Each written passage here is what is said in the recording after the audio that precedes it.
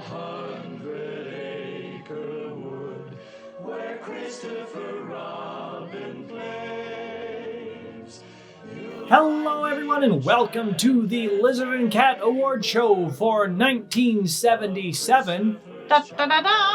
This is Animation Pilgrimage, the show where we take a look at every single theatrically released animated film in chronological order. I'm Sean. I'm Tennille. And like I said, we are doing the awards for what we thought were the best, the worst, and general all-around feels for 1977 animated films.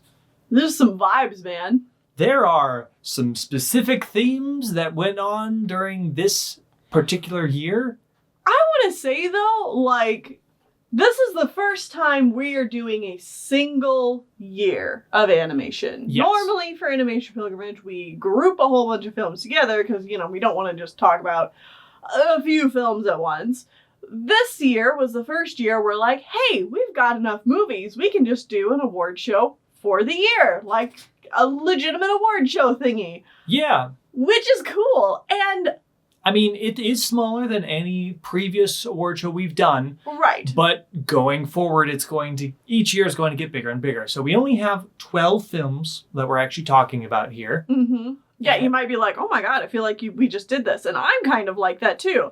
But yeah, it's because we did just do this in half the time as previous times. Yes. But 77 really stepped up. Yeah, I think overall, Uh-huh. the movies in this year were pretty good. Yeah.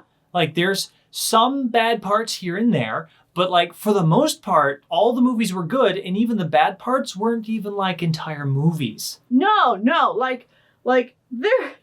movies on this list, with enough talking, you could probably convince me to watch them again. Most of them. Most of them. I think one or two I'd probably skip I'd be on every time. No, please no, anything but that.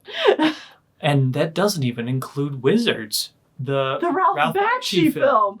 What? Yeah. Anyways, I wouldn't be happy about watching it again. But it is a fascinating film. Yeah, there would certainly be things about it, give it a rewatch, and I'd be like, what the fuck is this? And I'd have fun talking about it with other people. Absolutely. But all that being said, maybe we should actually talk about what the 12 movies we will be talking about during this reward show are. Yes. So first off, we started off already talking about this film, Wizards from Ralph Bakshi, and distributed by 20th Century Fox. Next up was The Many Adventures of Winnie the Pooh from Disney here in the US of A. Then we have Toy Animation giving us The Wild Swans. Gulliver's Travels was next from Belvision, mostly from Belgium, and some England was in there. Raggedy Ann and Andy, a musical adventure, distributed by 20th Century Fox and directed by Richard Williams. Matty the Goose Boy was from Pannonia Films in Hungary. Race for Your Life, Charlie Brown was created in the USA. The Rescuers was another Disney USA film. Mr. Rossi's Dreams from Italy. Space Battleship Yamato from Japan. The Mouse and His Child, a combination film of the US and Japan. And we finished off with Dot and the Kangaroo, fittingly from Australia. So those are our 12 movies. Honestly, not a bad batch of movies. No. No, I think it's pretty good. So far, if I had to suggest a period of time for any of our watchers to watch everything along with us, this would be the year that I'm like, check out this group of movies. Because, you get a decent variety. It's pretty high quality.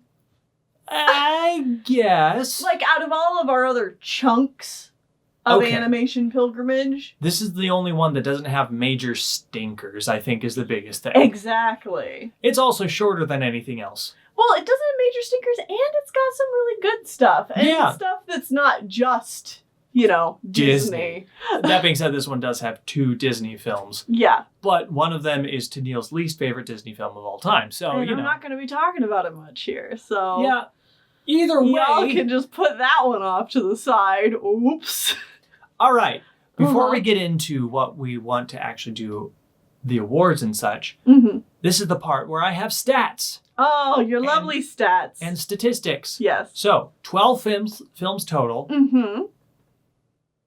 All of them are traditionally animated. Yes, they are.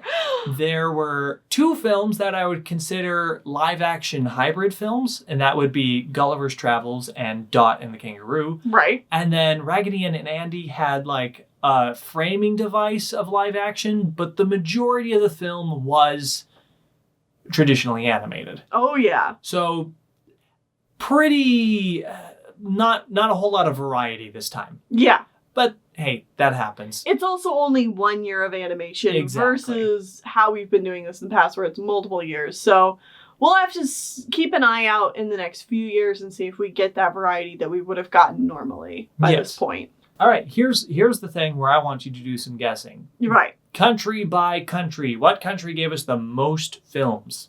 I'm going to say the U.S. is clearly at the top this time. Absolutely, they did half the films. I thought so. I was like, they probably did like 6. Yes, So exactly 6. it's Pooh and Rescuers, obviously from Disney. Yep. Raggedy Ann. Uh-huh. The Mouse and His Child was a co-production. Yep. Charlie Brown. Yep. And what one am I not thinking of right now? Wizards. Oh, of course, Wizards. Yeah. So, fun fact, Disney is not the only company that gave us multiple movies this year. 20th Century Fox actually gave us both Wizards and Raggedy Ann. They're the ones that paid for both of those productions. I don't think it was the same group of people at all. No, they're just the distributors. They weren't the animation studios. Kind of similar with Paramount, I think, is the one who distributed Race for Your Life, Charlie Brown. Charlie Brown. Mhm. Yeah, but I don't think that they might have helped fund some of the studios, but I don't think there's like a Paramount animation studio division. Correct. Probably. I don't know. I'm guessing on that front. I'm not actually 100% sure. We only have one other country that gave us more than one film. Mm-hmm. And so that would be Toy or Japan. Yep. With Wild Swans and The Mouse and His Child. Yes. And a third one, Yamato. Yamato, right. All 3 different companies, all 3 times. So Mm-hmm. a little more spread out. They gave us 3. Thank God Toy didn't make like 3 movies in a year. No, they've slowed their roll to 1 a year Thank God. instead of 2 or more. Ugh. Hopefully they slow down even more, but I wouldn't. No animation studio should be releasing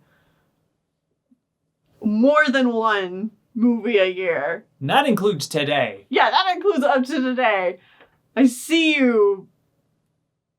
Is Pixar releasing 2 this year? I don't know. I see you, Pixar, Disney, DreamWorks, all of Occasionally. Sony, all of you guys fighting over releasing way too many movies each year. Stop it. I mean, a lot of times, though, that does happen because They have multiple teams.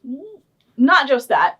They have multiple teams, but because, like, one team, like, they need more time, so the movie gets pushed back, so then they end up, like, it was scheduled to release 1 a year, but then they ended up releasing 2 because one got pushed back. Yeah. And, yeah. Either So, like, way. whatever. But, yeah, I really don't like seeing studios release more than 1 film a year. Yeah. Anyways, the other countries that gave us films this year were Belgium, England, Hungary, Italy, and Australia. All with 1 each. Some of those were even co-productions with each other. Yeah. So that's neat. And that's my tidbits. That's the stats? That's the stats. I like statistics. They're fun. Mm-hmm. All right, now we get into the actual awards, and we're going to start with the most important thing, the animation itself. I mean, most important is subjective. I think the cohesive whole is the most important thing. But this is the thing that a lot of people can see. The animation. The animation. What are good animated points of these different movies? So, what you're saying is the best animated moments from the movies we watched. Yes, didn't I say that? I suppose, if you really get down to the nitty-gritty of it. So what were some of your favorite animated moments from the movies we watched? Obviously, I'm going to have to pick something from Winnie the Pooh. I'm going with the introduction of Tigger. Wow, I have the exact same thing written down. Because it's Tigger. I love Tigger. Once he shows up and him just working off of Pooh is fantastic. Obviously, the musical segment right after it, the Heffalumps and Woozles, is very good as well. That's also on my list. But I honestly just love Tigger and Pooh meeting and them just being in his house. I think it's great. It's fantastic character work. Tigger coming into the movie livens up the entire thing so much because so many of the other characters are relatively passive and slow. Well, and it's one of those things that's like, you don't know what you're missing, and then bam, Tigger comes in and you're like, oh, this is what the movie was missing. Tigger! We needed energy. Yeah. I get it. Yeah. And, oh, yeah, it's just a breath of fresh air. Mm-hmm. Like, Milt Kahl's animation on Tigger is so good and so full of charm. And, like, I said this before, I'll say it again. I love the Heffalumps and Woozles segment. It's weird. I'm not a fan of surrealism, but when you put it in the context of it being like a nightmare, then I think it's fun. Like, it works because surrealism is inherently I don't know disarming. that it necessarily works any better than realism. This is just my own personal, like... Well, what I'm saying is surrealism is inherently more disarming and weird. So having it in the context of a nightmare specifically, not just a dream, but a nightmare, it works really well because things are wrong. And that adds to the feeling of it being a nightmare. Well, see, I think what... For me, at least. Yeah, that's valid. I think what interests me about it being a nightmare is because now I know the context of what all of the symbolism is about. You know, and not to get all deep on Winnie the Pooh, but like, because it's connected to Pooh's nightmare, you can tell where all of these different situations are coming from. And then it's just kind of also blended with weirdness and creepiness, like, you know, opening up the honey jar and having that creepy laugh come out, and it's got those weird human legs, and then they just like plop the honey pot lid back on and continue on like nothing happens. It's fun. It's creepy. Yeah. Well, what is one of the moments you have? Well, other than that, another animated moment, because I just can't get it out of my mind, is Raggedy Ann's character animation is adorable and charming and creepy all at the same time. And that goes for the whole of Raggedy Ann and Andy. I had most of Raggedy Ann and Andy on my list. And then I also specifically wanted to call attention to the tar pit goop monster thing. His name is like Greedy or something. Yeah.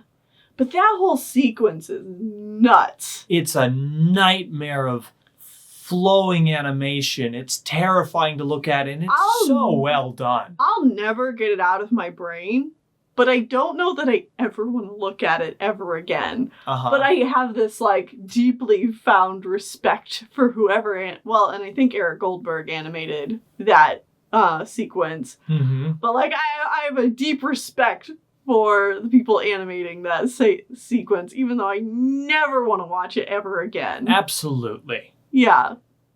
That movie was wild for animation. Yeah, it's really crazy. I'm excited to watch it again in a few years, honestly, and, like, not have the, like, watch it more from a study viewpoint rather than, like, this is my first time seeing it. Okay, yeah. Viewpoint. Just go into it just wanting to dig into the animation itself. Yeah. Fair, yeah.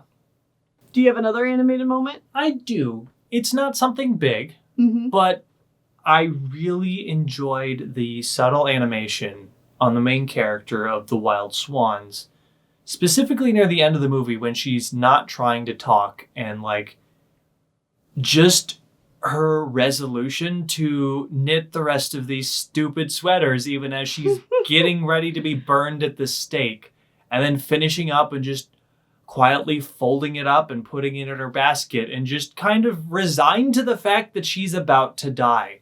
Yeah. It's very simple, subtle animation, and I think it works really well to set the tone.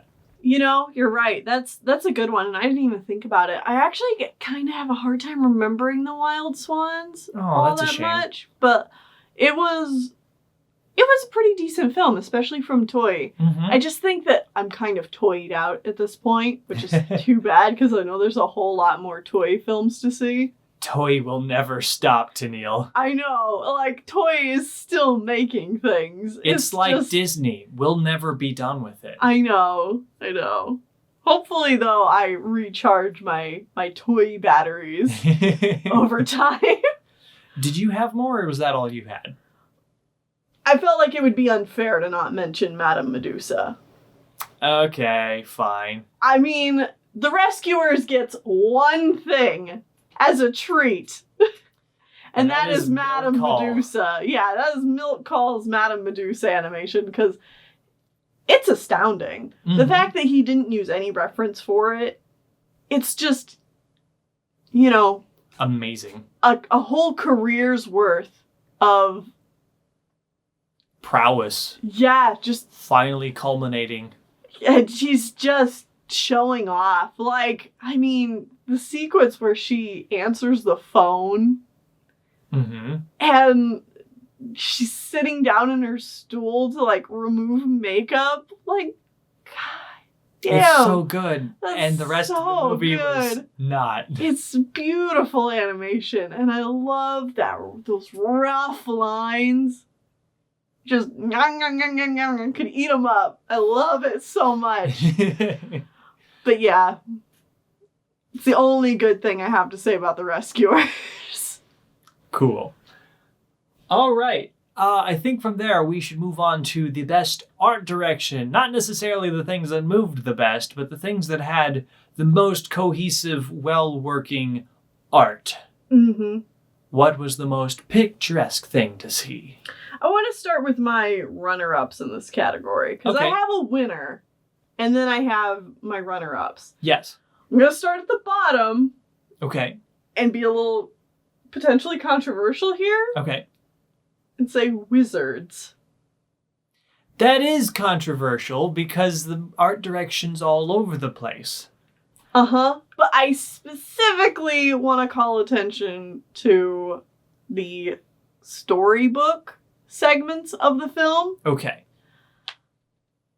I think you could throw the rest of the art direction of that movie into the garbage, and I know that this is supposed to be talking about the art direction as a whole, but I just really, really love those, like, high fantasy storybook segments, and I can't help but talk about them, because, like, they were really cool, and I just wish the rest of the movie was as cool as those.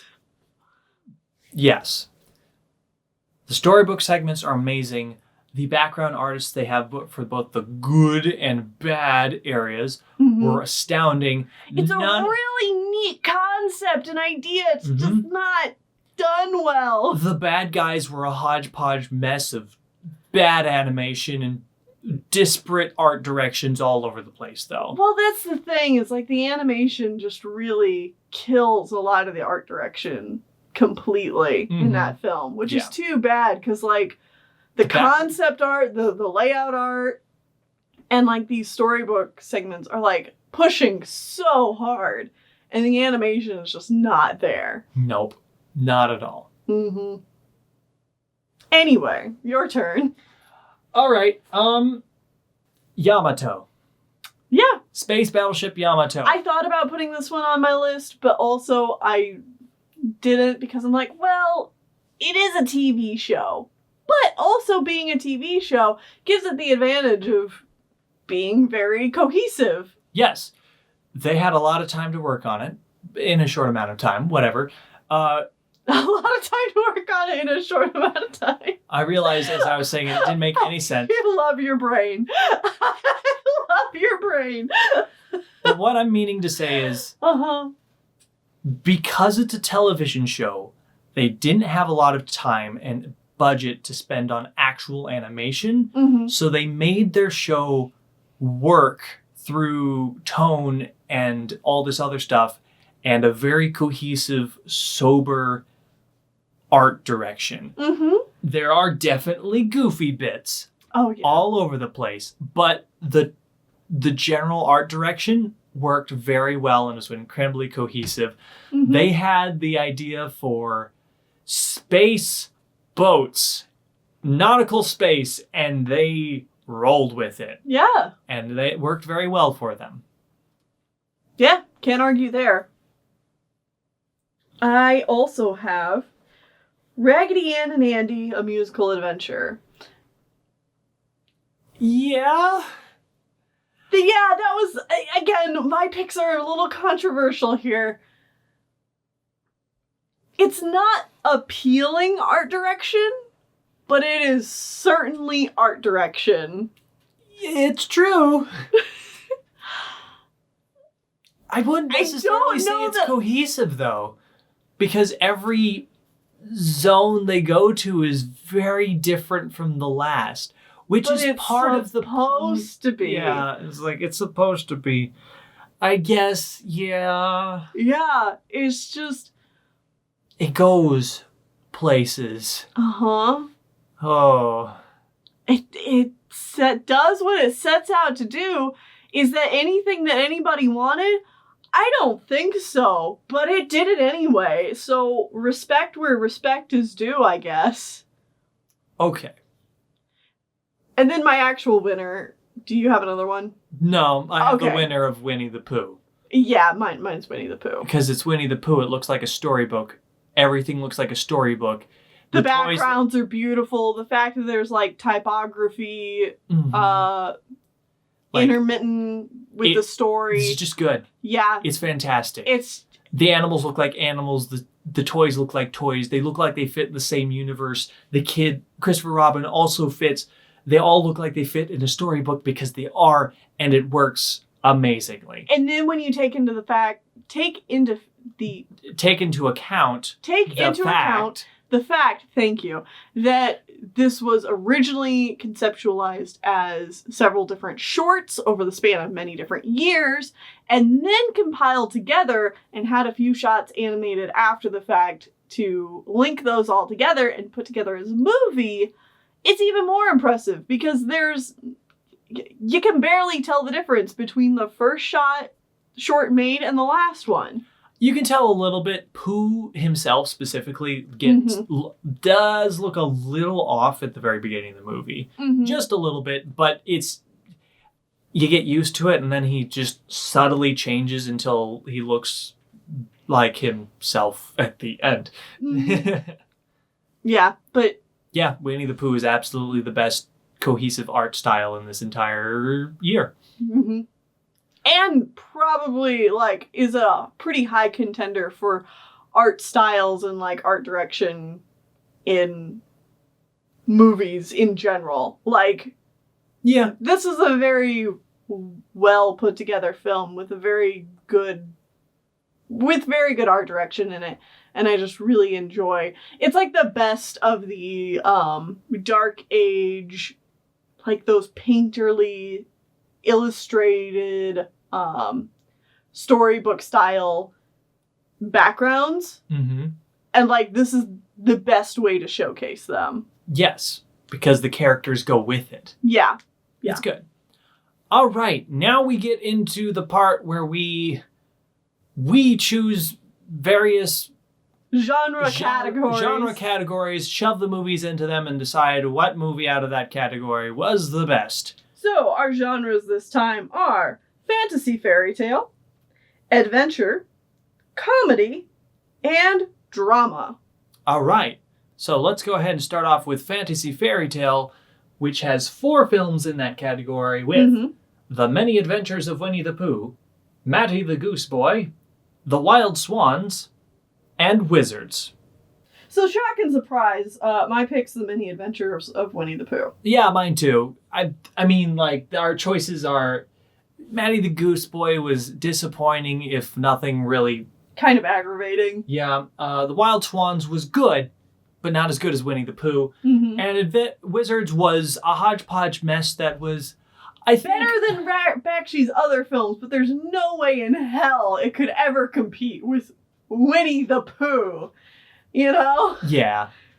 So Winnie the Pooh is absolutely the winner for this category. Mm-hmm. Next up in adventure, we have Dot and the Kangaroo, Gulliver's Travels, Raggedy Ann and Andy, a musical adventure, and The Rescuers.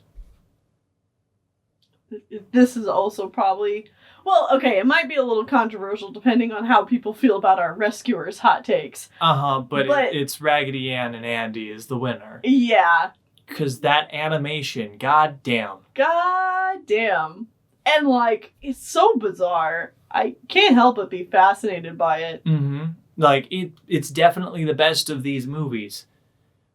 Like, The Rescuers, sure, is the next best movie, but that's just because it's Disney and they have high quality, I guess.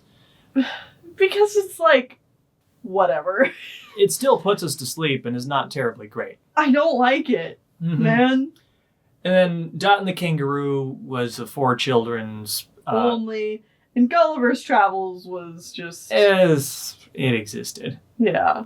It had Richard Harris. Yep. Comedy... We only have two films have two films here. Mr. Rossi's Dreams and Race for Your Life, Charlie Brown, which is the winner. Yep, it's the winner for me as well. Really, the thing that clinched this one for Charlie Brown was the whole democracy joke. The constant... that the girls pull off. It's like, oh, the U.S. government is a pile of garbage. This joke is great. This joke is really... I love it. It's good. Good job. Ha. 10 out of 10, Charlie Brown. The rest of your movie is pretty boring, but this is great. Yep.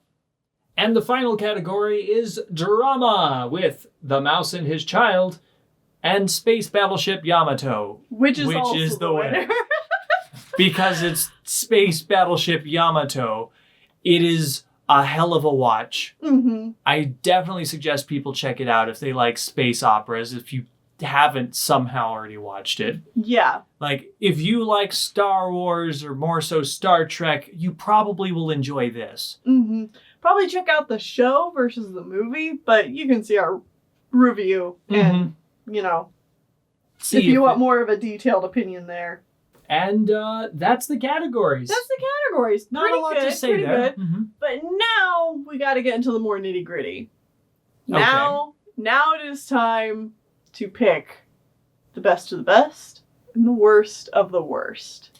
Starting with the worst film of this year. And I gotta say, it was actually a little more difficult to choose because none of these were like super awful terrible. Yeah, I actually was not able to just come down on one film in particular. I came down on one, but there's another one that I could easily put here instead. Okay.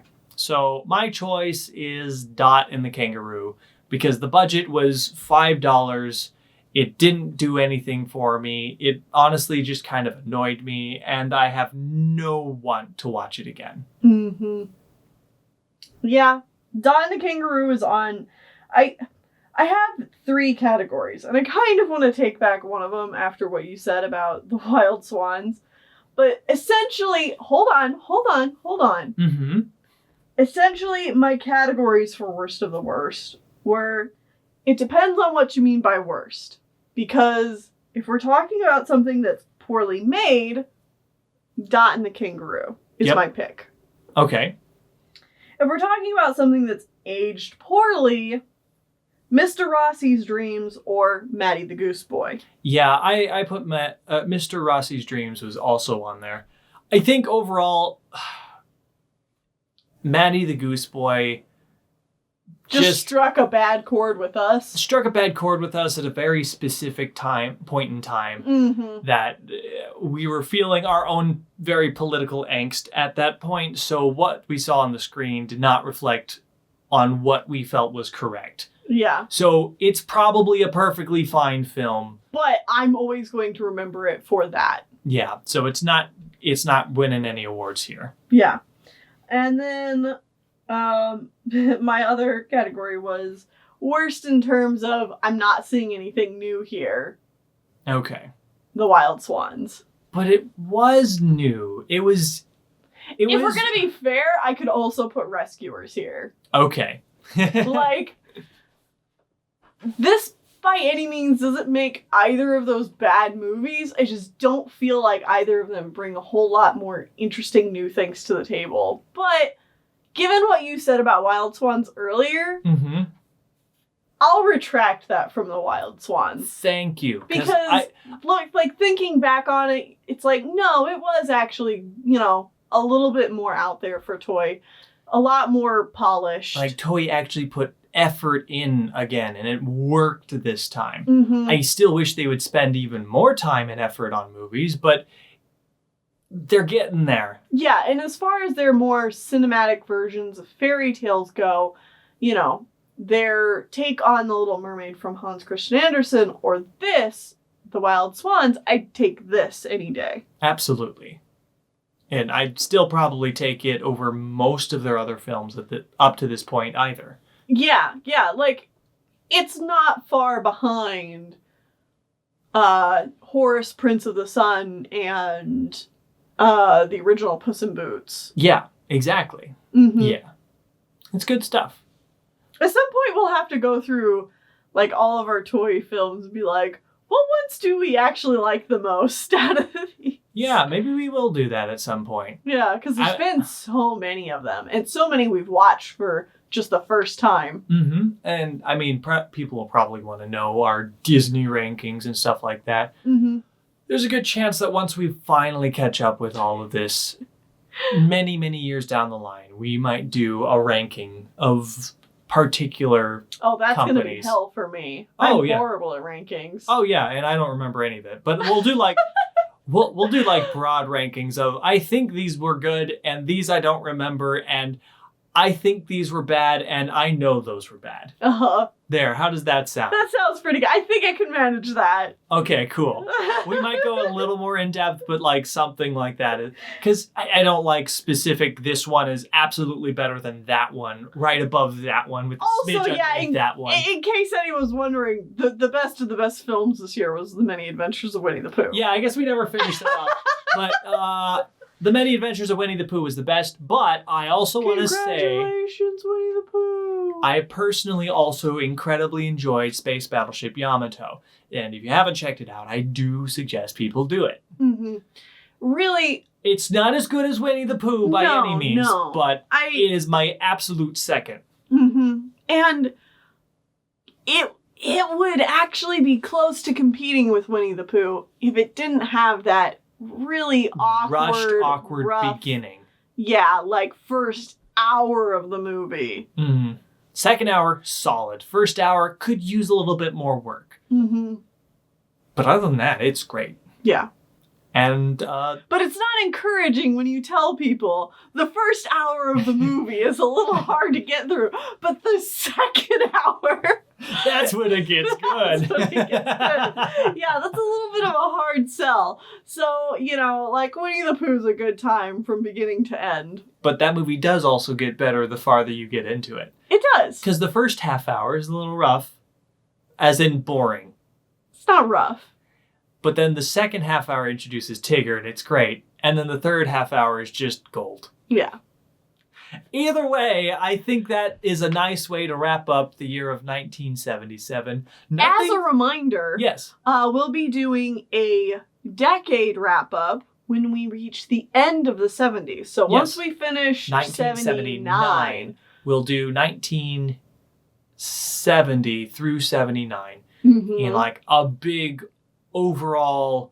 I don't remember anything that came out in the year of 70. I am ready to have my mind blown and be like, oh my God, look at all these movies. We watched that like a year ago. I mean, it is honestly almost a year ago that we started the 70s. Oh my God. I think I remember when we started looking at this, we were like, it's going to take us over a year to get through just the 70s. And it's just going to get longer from there. Yeah. Because, I mean, I think patrons have found many, many films for us. And I want to say thank you to all of our patrons. Thank you. And not just our patrons, but just loyal watchers that watch along and they look at our list in the description. They're like, hey, I think I can find things for you. And then you do. And then we watch even more films. And some of them, actually, I would say a good 50% of the movies people find for us are great. And the other half are probably terrible garbage. Oh, yeah. But I love it when they find us terrible garbage, too, because they often have something witty to say about the terrible garbage they found. They're like, oh my God, you have to watch this. It's so bad. It's horrible. And I'm like, bro, I feel you, because now we've both watched this shitty movie together that nobody knows about.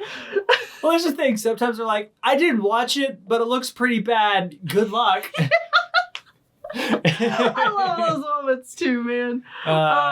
It's good stuff. I'm really looking forward to this next year because now we're in 1978. Yes. There is a movie people have been waiting for us to get to for a really long time. Yeah, but you know what? Before we get to 1978, we do have 2 films that we will go back and watch because a couple of people have found us older movies.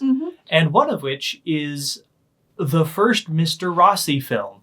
Oh, right. And then one other that I don't remember off the top of my head, but I know there's another one on the list. So we'll be watching those. I'm really curious if he's married to his dog in that one, too. We'll find out. Yeah. So see you guys next time as we watch a couple of older movies, and then we'll move on to 1978. See you then.宇宙戦艦ヤマト